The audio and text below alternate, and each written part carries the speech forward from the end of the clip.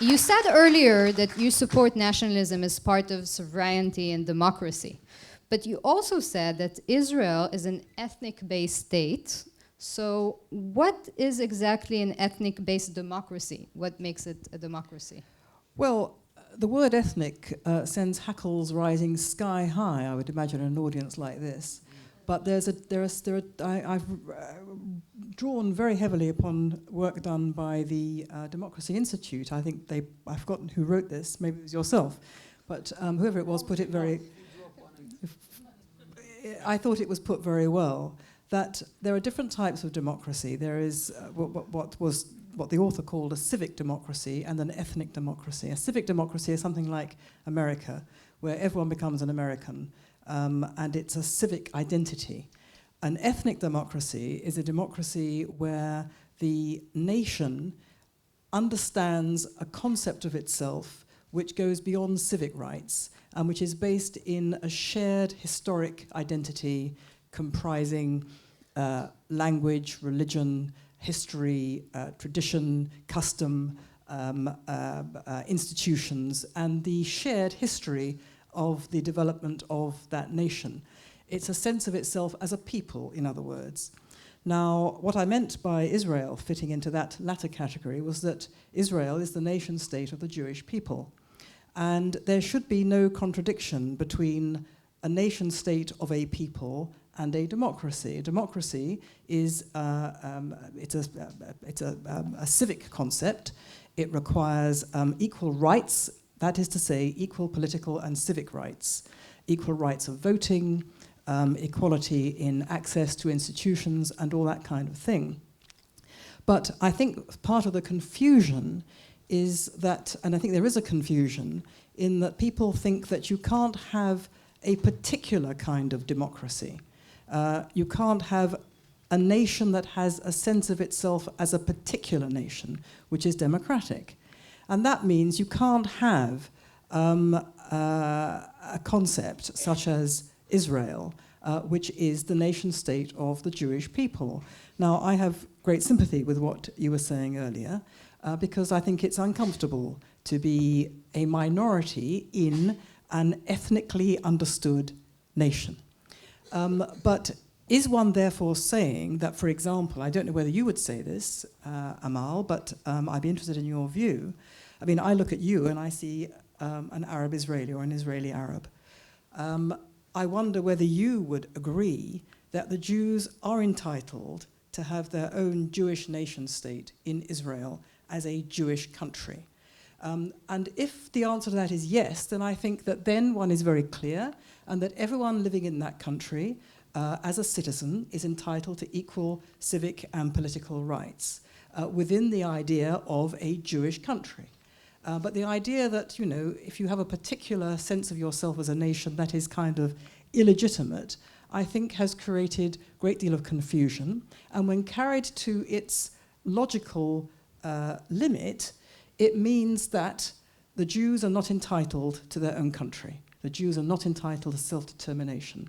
And I would hope it goes without saying that none of us here would agree to that proposition. So Melanie, is a good journalist, already posed the question. Yeah. Well, first of all, I don't want to go into the academic definition of democracy and ethnic nation. And I think in your definitions, we see contradictions. Then if this is the case, you don't have to call it democracy. Why do we need democracy? Call it ethnocratic state, and that's it, and we are done. And this is how Israel actually act today. It's an ethnocratic state that democracy only for the Jewish people, and it's not for the Arab Palestinian community inside Israel. And when you, Jonathan, say we're not doing enough, it's not about the enough, Jonathan. It's about changing their paradigms. It's not another 2 houses to build in Rahat. It's not about 2 factories in Sakhnin. This is not what I'm asking for as a proud Palestinian Israeli citizen of the state of Israel. What I'm asking for is that I want to feel the same pride as staff, feeling that I belong to the state exactly as Stav belongs to the state. And this is only when we change the paradigms. Once you stop thinking about my situation as only equality issues, if we build 3 houses here or 4 houses there, it's changing the paradigms that looks at me as an Arab as a security threat, and looking at my sister as a demographic threat, and looking at the educational system as a second-class educational system. This is the problem. The problem is not doing enough. We can do a lot, but it's not from the same premise of equal human rights, and we share the same rights in Israel. The other thing, I don't want you to feel sympathy towards my situation. I'm strong enough, and I'm presenting here a very strong point. And thank you for this. And I would ask you again, if you want me as a part of a minority of Israel to acknowledge what you are saying, you spend the last 15 minutes not able to say that Israel is fully democratic state, and you want to see Israel as an ethnocratic state. So how do you want me to go with this? And I just also want to mention, it's not only when we talk about democracy in Israel, only about the Arab-Palestinian society inside Israel. Look at the legislation, the NGO legislation that we have been fighting against it as civil society organizations via the New Israel Fund for months now and years. My colleagues who are leading civil society organization in Israel now are not able to do our work and to help these minorities and people who are lack of human rights. Why? Because this is a threat to the ethnocratic state, being a civil society organization. Shrinking our space as activists, this is one of the major threats to democracy. Could I just explain, because obviously I didn't explain myself adequately. On the contrary, I did not say Israel wasn't a democracy or shouldn't be a democracy. You said I said that. That is not true, and I'm sorry if I didn't make myself clear. Let me make myself absolutely clear. Israel is a democracy. It affords equal rights, civic and political rights, to all its citizens, as it should do. How do you define political rights? It has political... How do I define political rights? Let's have a politics and philosophy seminar on another occasion. No. It's very important. No, political rights are... We all know what political rights are, surely. They are to do with voting, they are to do with access to institutions. This political and civic rights, Israel gives them to all its citizens, it should give them to all its citizens, then there should be no contradiction between that and a Jewish state. I asked you a very specific question, which I'd be very grateful if you would answer. Do you agree that Israel is entitled to be a Jewish state, the nation state of the Jewish people?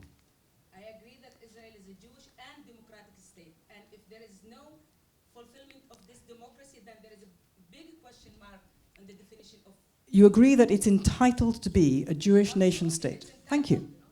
I'm delighted to hear that. Democracy is equally to that definition of Jewish state. That I didn't quite understand, because if you're saying that that Israel only gives democratic rights to Jews, I disagree. What you are asking me now, if you want me to put Jewish state, Jewish first and democracy, then where do you want to see me? I'm not saying to put it first. I'm saying, that's it. Along with Yonatan, I'm saying there's no contradiction. I see Israel as democratic state for Jewish people to have their self-determination. And I want you to see Israel as democratic state and that belong to all its citizens. Stav and Amal in the same level.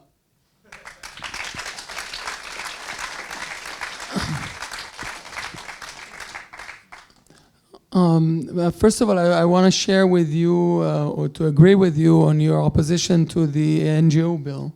I think it's a bill that ultimately was very much watered down, and for the final version that passed, nevertheless a superfluous and bad legislation, but much watered down, and it's as a result of the work of MKs, institutions, public opinion, Haaretz, Israel Democracy Institute, and others.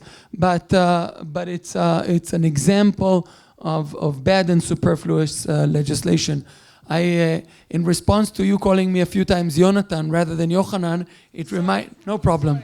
I was reminded when I entered into politics, somebody gave me an advice. They said if you want to sort of undermine somebody, then always twist their name a little and change it. So I know it wasn't. I know, I can tell when I meet a politician, and I must say I used it sometimes, and it's excellent advice.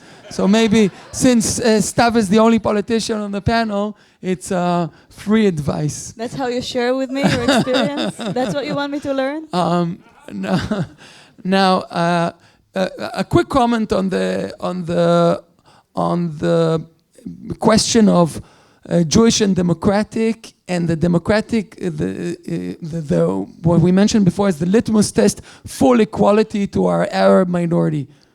Why is it a big deal? Why is it so complicated? And we know that when you ask Israelis, what is the major rift that defines Israeli society? It's the Jewish-Arab rift, not religious, secular, or Sephardi Ashkenazi. It's the Jewish-Arab rift. And I think that it's a very difficult question, and partly when we ask, and again that's part of our democracy index. When I mentioned before that you weren't quoting me because it sounded like you were quoting something serious, so I couldn't probably have written it. It's probably some of the smarter people that work for us, but that. Majority, obviously, of what we call Israeli Arabs actually define themselves as Palestinians with Israeli citizenship. For me, it's even difficult. I acknowledge it. I understand that. It's difficult for me to state that. But and for the majority of Israelis, about 56%, they say if somebody defines himself as a Palestinian with an Israeli citizenship, they can't possibly be loyal to their citizenship. That's what maybe 56% of Israelis, whereas about 78% of our Arab citizens say, well, you can be a loyal Israeli citizen and also define yourself as Palestinian, and it's problematic because the Palestinians are still an active enemy of ours. So I mean, there are real difficulties and real dilemmas for both sides, and this needs to be acknowledged. The final point to Stav on political reform. My point would be institutions do matter. When you say politicians are not courageous and talk about Facebook because they think the main and